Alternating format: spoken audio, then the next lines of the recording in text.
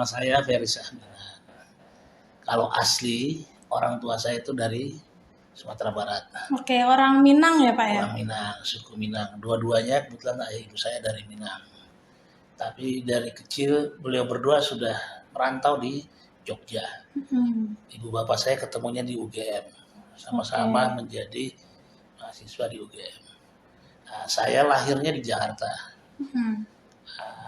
Bisa dibilang saya bilang kalau saya ditanya orang mana ya, saya orang Jakarta karena lahir di Jakarta.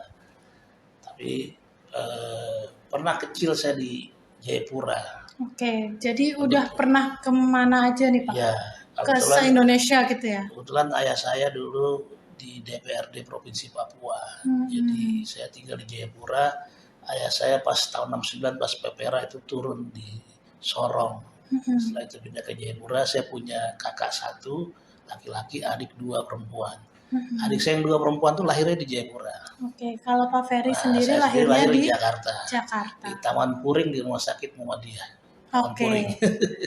Itu. Nah, kalau ditanya saya udah kemana aja ya alhamdulillah. Karena saya dulu pernah menjadi ajudan menteri. Mulai dari Pak Manuel Kesepo, Menteri Percepatan Pembangunan Kawasan Timur Indonesia, dan Pak Saifullah Yusuf, Menteri Pembangunan Daerah Tertinggal. Jadi selama beliau kemana saja saya ikut. Jadi alhamdulillah saya di titik 0 itu di Sabang, saya udah sampai di situ. Titik 0 km di Merauke saya juga udah sampai. Baik. Di atas itu ada Miangas, ada Pulau Sangitta Laut, ada Miangas itu perbatasan dengan Filipina, dengan Davao. Saya juga sudah sampai ke sana. Terus di bawah Pulau Kisar, saya sudah sampai ke Rote, Pulau Dana. Dari Pulau Dana itu kita bisa kelihatan Darwin kalau udah malam hari Australia. Jadi 4 penjuru mata angin itu udah halaman terluar Indonesia ya Pak ya? Kebetulan ya itu bersyukur juga alhamdulillah menjadi ajudan menteri bisa ikut beliau kemana-mana. Itu ya setelah itu kalau ditanya saya pertama tuh saya di CPNS di Kemendagri. Kemendagri tahun 96. Terus saya ikut Pak Rias Rasid waktu beliau jadi Menteri Otonomi Daerah. Saya pindah karena dulu di Dijen Puot kita sebagian besar itu ikut Pak Rias ke Menteri Negara Otonomi Daerah. Tapi umurnya nggak lama itu kementerian, hanya 9 bulan. Oleh Pak Presiden Gus Dur dibubarkan. Nah, Pak Riasnya pindah ke Menpan. Saya masuk ke kementerian tadi kawasan Timur Indonesia. Jadi ada perubahan birokrasi dan nomenklatur kementerian gitu ya Pak? Iya, waktu itu ganti presiden dari Pak Gus Dur, ganti ke Bu Mega. Tadinya kan namanya Menteri Muda Urusan Percepatan Pembangunan Kawasan Timur Indonesia. Oleh Pak Gus Dur mudanya dihilangkan. Jadi Menteri Negara Otonomi Daerah. Menteri Negara Percepatan Pembangunan Kawasan Timur Indonesia. Sampai 2004. 2004 itu masuk ganti presidennya Pak SBY. Nah, kawasan timurnya dihilangkan. Karena menurut Pak SBY yang tertinggal nggak hanya di timur. Di barat juga masih banyak yang tertinggal. Nah, 2004 itu ditetapkan ada 199 kabupaten daerah tertinggal. Banten ini ada 2 kabupaten yang masuk daerah tertinggal. Itu Lebak dan Pandeglang. Lebak dan Pandeglang itu termasuk daerah tertinggal pada saat itu ya Pak? Iya, 2004. Nah, itu Pak Presiden SBY 2 periode 10 tahun. Ganti Pak Jokowi saat ini 2014 mulainya. Nama kementeriannya berubah lagi nomenklaturnya. Dari Kementerian Pembangunan Daerah Tertinggal menjadi sekarang ini Kementerian Desa, Pembangunan Daerah Tertinggal dan Transmigrasi. Jadi ada 3 kementerian jadikan satu. Jadi istilahnya kayak fusi ya Pak ya, menjadikan satu. Jadi desanya diambil dari Kemendagri sedikit, transmigrasinya tadinya dengan tenaga kerja, sekarang tenaga kerja sendiri, transmigrasinya digabung ke daerah tertinggal. Baik. Sampai hari ini. Itu. Teman pemilih, kita melihat kalau Pak Ferry ini sudah punya pengalaman yang luar biasa ya keliling Indonesia, dari titik nol Sabang sampai titik nol Merauke, dari Miangas sampai Pulau Rote. Nah, teman pemilih, kita juga perlu tahu nih hobinya Pak Ferry Syahminan ini apa aja? Hobinya dari mulai muda sampai saat ini Pak, apa aja Pak Ya, hobinya Pak? ya kalau waktu masih sekolah dulu hobinya olahraga. Oke, Dulu atlet ya Pak ya? kita seneng main volley, main sepak bola, ya kan, main basket, semua olahraga bisa, tapi nggak jago. Bisa lah, atletik juga bisa dulu. Nah, setelah itu saya juga setelah SMA hobinya membaca. Saya suka baca buku biografi orang-orang besar. Itu saya suka Bung Karno, terus pernah baca buku Jenderal Yusuf, Jenderal Sumitro, lain-lain lah. Tokoh-tokoh yang ini berpengaruh gitu ya, untuk membangun Indonesia gitu ya Pak. Jadi baca koran juga saya senang. Kalau sekarang nih sebelum tidur mesti buka handphone baca berita babe ada Detikcom, ada Kumparan, ada macam-macam itu kita baca itu di Google ya. Jadi alhamdulillah dari dulu emang suka baca. Nah pas udah kerja ya traveling. Nah, saya sekarang dulu waktu jadi ajudan menteri kemana-mana tapi kurang bisa menikmati karena kerja, karena harus nempel sama Pak Menteri. Sejak di kementerian sudah nggak jadi ajudan, ya alhamdulillah kalau misalnya pergi, kebetulan saya terakhir itu di Kemendes itu di Direktorat Penanganan Daerah Rawan Bencana namanya. Kebetulan saya wilayah 5 Papua dan Papua Barat. Jadi saya seperti nostalgia waktu kecil karena saya pernah di Jayapura. Nah, saya sering tuh kalau kita ke Sorong tuh kalau ada misalnya dari Rabu, Kamis, Jumat misalnya, nanti saya tuh pulangnya Minggu. Yang satu Minggu tuh saya weekend. Ke temen lah, kemana gitu kan. Nah, udah ada berapa orang, kita kadang-kadang nyebrang ke Raja Ampat, kemana-mana. Pokoknya menikmati lah sambil jalan-jalan. Sambil kerja, sambil jalan-jalan. Jadi alhamdulillah. Berlayar 1-2 pulau terlampaui. Nah, teman pemilih, kita melihat bahwa hobi dari Pak Sekretaris KPU Provinsi Banten ini macam-macam ya, mulai dari olahraga, membaca buku, traveling, staycation, kemudian bekerja sambil traveling. Jadi macam-macam banget dan pengalamannya sudah banyak, terutama di Kementerian Desa ya Pak ya, sebelum masuk ke KPU. Nah, gimana ceritanya nih Pak Ferry yang dari Kementerian Desa itu memilih untuk mengikuti seleksi menjadi sekretaris KPU Provinsi dan kemudian terpilih. Ini ceritanya seperti apa Pak? Ya, ceritanya ya open bidding. Kita kan saya baca di website KPU ada pengumuman, ada pembukaan untuk penerimaan sekretaris provinsi di beberapa provinsi. Kalau nggak salah itu ada 5 atau 6 yang saya lihat. Yang paling dekat Banten. Jadi karena yang paling dekat Banten, ya udah saya mau adu nasib lah. Mau adu nasib saya pikir gitu. Ya udahlah kita coba daftar. Ternyata administrasinya lolos. Maaf Pak, mungkin lebih dekat dari mic ya biar teman pemilih bisa mendengar nih suaranya Pak Ferry gitu ya. Jadi setelah administrasinya lolos, pertama itu uji kompetensi makalah.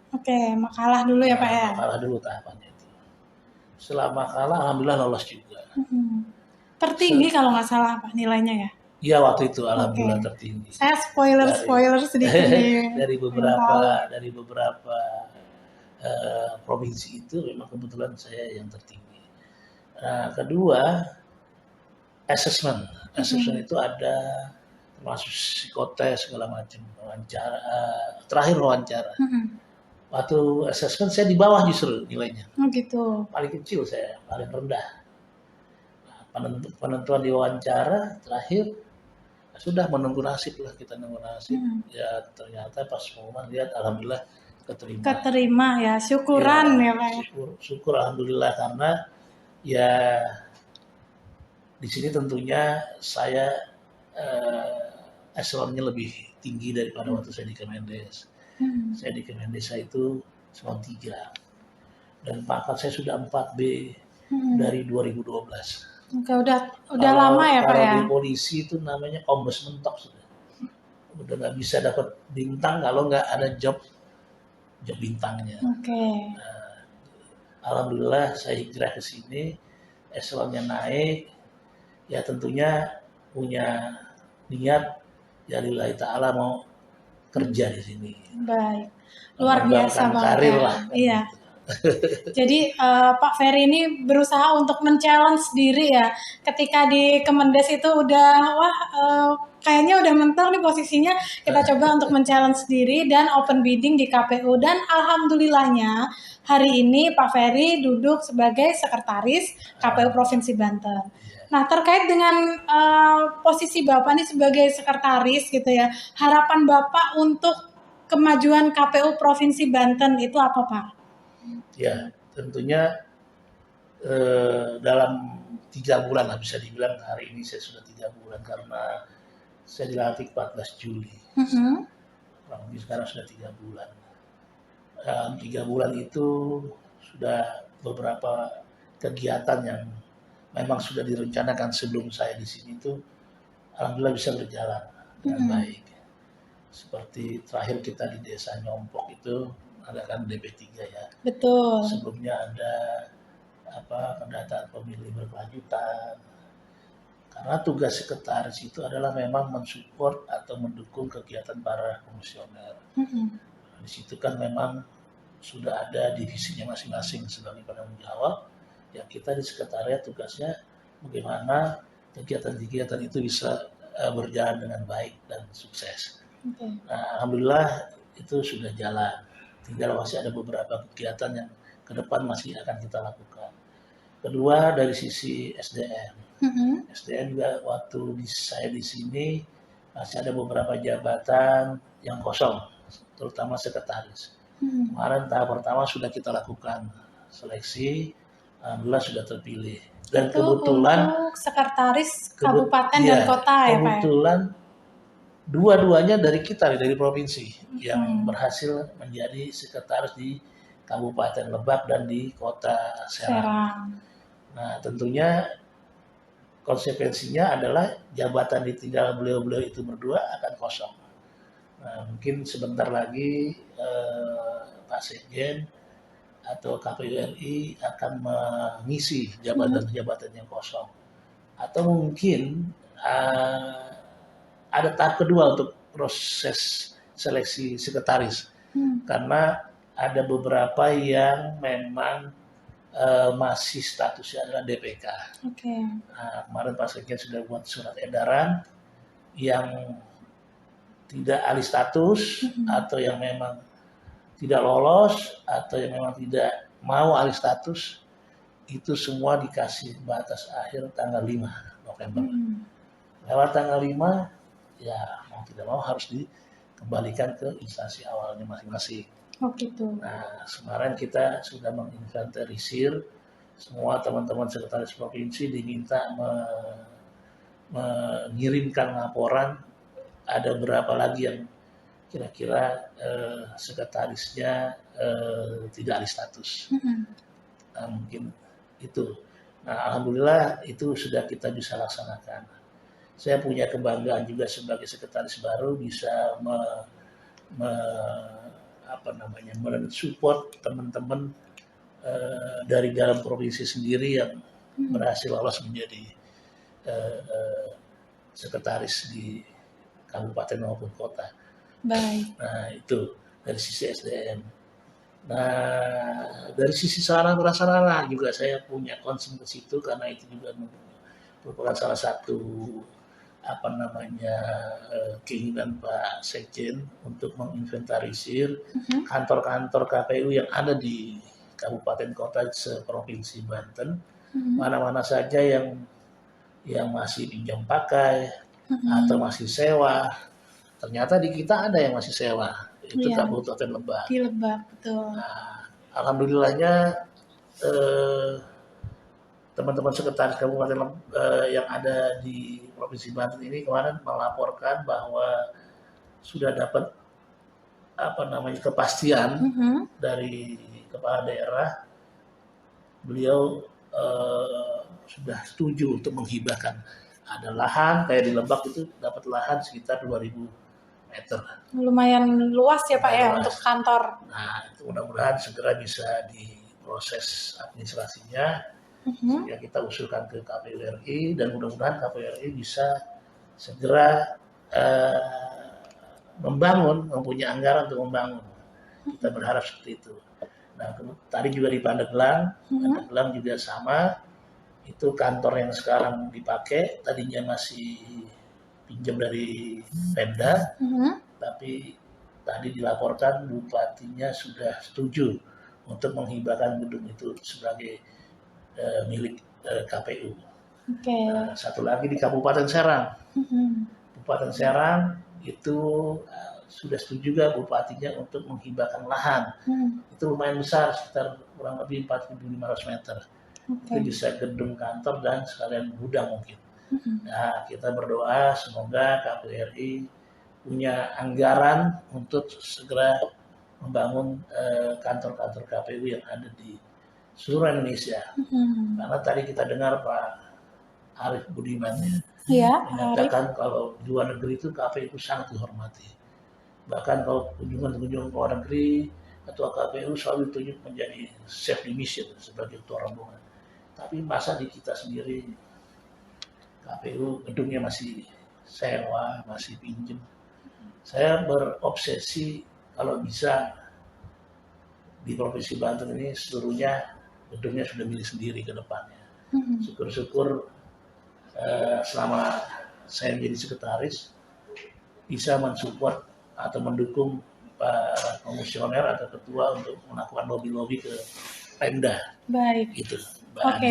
Luar biasa ya kalau tadi kita menyimak perbincangan dengan Pak Ferry ini. Yang pertama adalah Pak Ferry ini mengedepankan mensupport semua program-program divisi, misalnya untuk meningkatkan partisipasi masyarakat di desa, ada desa peduli pemilu dan pemilihan. Kemudian untuk merawat data pemilih ada pemutakhiran data pemilih. Kemudian dari segi SDM juga mempersiapkan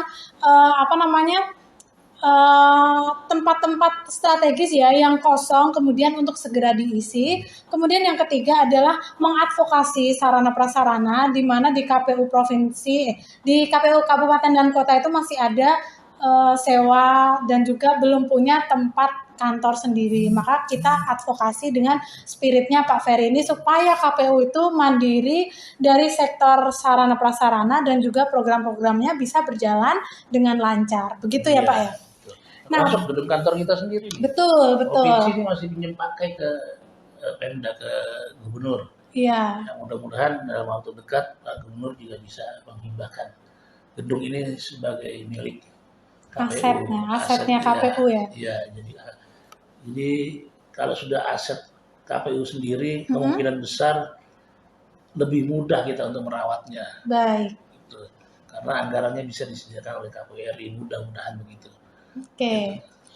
Kemudian Pak Ferry ini kan berpengalaman ya dalam kepemimpinan baik itu di Kemendes maupun di KPU ya Pak ya.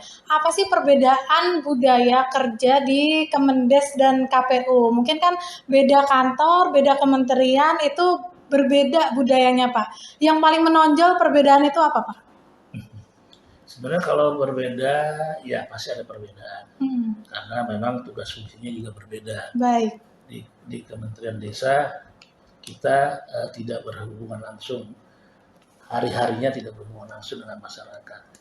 Dan di sana jelas strukturnya jelas. Walaupun terakhir waktu saya pindah itu, mulai awal tahun lalu kan Presiden mengecilkan struktur sehingga merubah menjadi fungsional. Jadi eselon 4 dan eselon 3 itu sekarang di Kemendes tidak ada lagi. Semuanya menjadi fungsional. Ya kalau di sana bedanya, ya di sana saya masih eselon 3, di sini saya eselon 2. Itu aja bedanya. Bedanya sini, eselonnya ya. Eselonnya. Kalau di sini ibaratnya walaupun kecil tapi saya kepala kantor. Jadi menjadi bapak lah di sini, mengayomi semua teman-teman yang di sekretariat dan di sini ada unsur komisioner. Nah, unsur komisioner ini secara fungsi saya bertanggung jawab kepada ketua, kepada komisioner. Artinya kita mensupport semua kegiatan-kegiatan. Nah, di sini memang harus bisa bagaimana menciptakan suasana yang kondusif, harmonis, sehingga bisa saling sinergi, membantu, mensupport untuk kesuksesan KPU Provinsi Banten. Oke, jadi Pak Ferry ini udah benar-benar sepenuh hati ya Pak ya mengabdikan diri kepada KPU dan menjalankan amanatnya sebagai sekretaris dengan spirit untuk menciptakan sinergitas antara pegawai, komisioner, mensukseskan penyelenggaraan pemilu, dan juga mengadvokasi hal-hal yang kurang sebelumnya ya Pak ya. Oke, luar biasa sekali ya Pak ya. Karena gini Mbak Anis, karena kita kan akan menghadapi satu pesta demokrasi besar 2024 ini. Kalau kita di dalam nggak kompak, bagaimana kita bisa melahirkan dengan baik keluar gitu loh. Ya bagaimanapun nggak bisa kita merasa hebat sendiri, karena di sini adalah kerja tim. Semua harus bisa membangun satu teamwork yang solid. Gitu. Bagaimana caranya itu bisa terlaksana, ya harus sama-sama. Makanya selalu saya minta teman-teman di sekretariat itu kompak, solid. Karena nggak bisa, misalnya keberhasilan itu bukan hanya milik satu subak, itu milik semua, termasuk milik komisioner. Walaupun itu sekretariat itu ya kita yang kerja, gitu kan. Itu aja Mbak Nisa. Jadi pesan Pak Ferry kepada kita semua teman pemilih, kita itu harus menjaga kekompakan, kemudian terus bekerja sama dan gotong royong demi suksesnya program-program penyelenggaraan pemilu.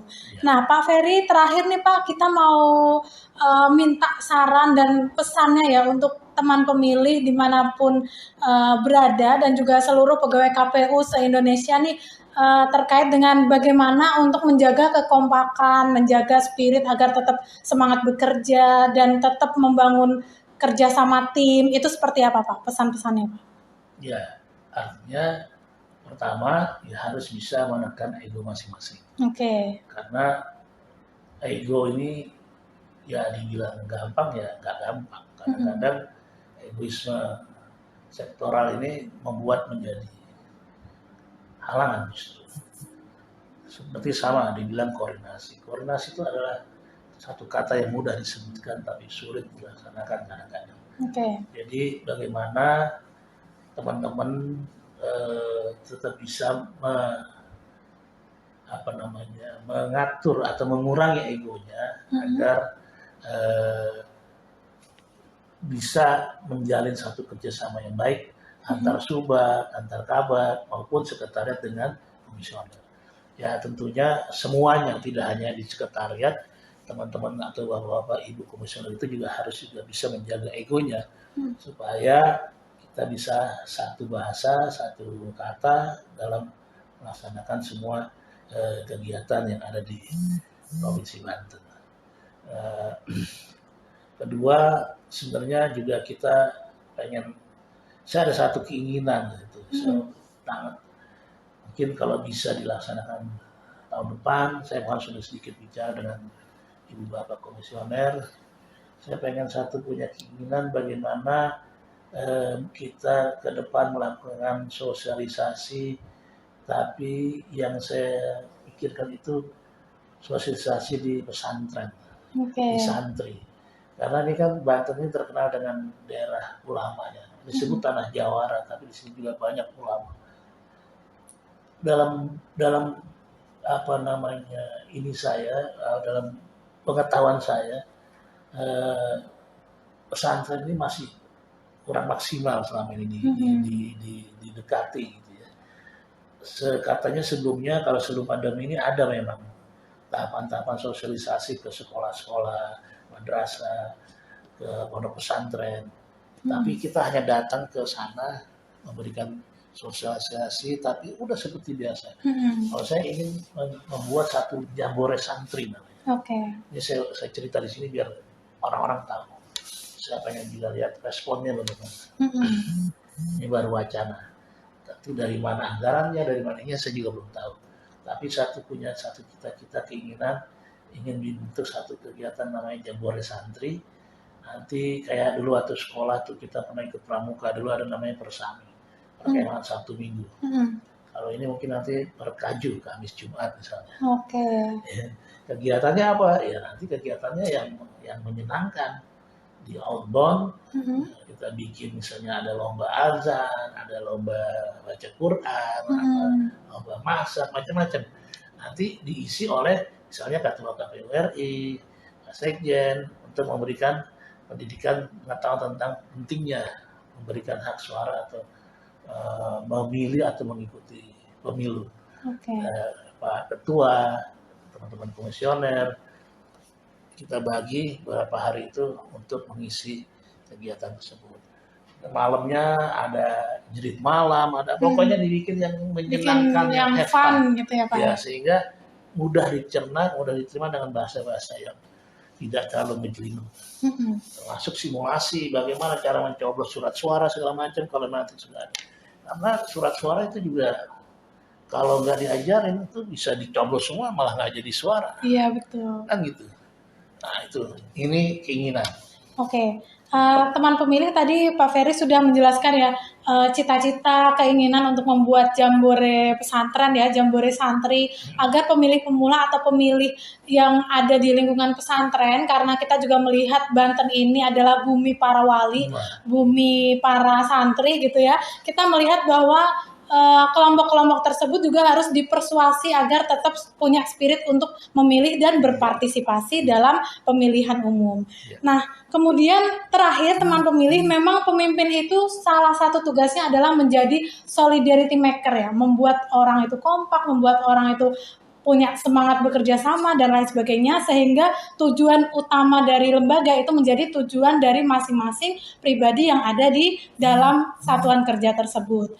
Terakhir kita undur diri. Terima kasih Pak Ferry Syahminan. Semoga ilmunya bermanfaat ya Pak. Amin. Dan kita undur diri. Terima kasih teman pemilih. Wassalamualaikum warahmatullahi wabarakatuh. Salam pemilih.